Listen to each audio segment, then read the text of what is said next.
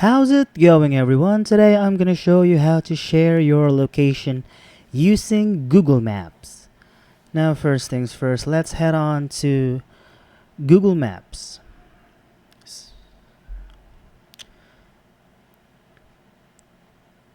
Now, once you're in Google Maps, click on your profile icon right here at the top right hand corner of your screen. Just click on that. And now go to location sharing right here. Then click on share location. And now just click on this plus icon to share your location for 1 hour, and if you want to extend that, just click on this plus icon to extend. So I'm just gonna share my location for 30 minutes. Now here you can share your location via Messenger, Telegram, or you can send it to someone by Gmail, or you can text it by messaging.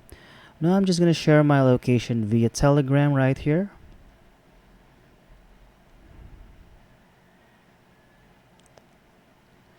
And click on someone you want to share your location with.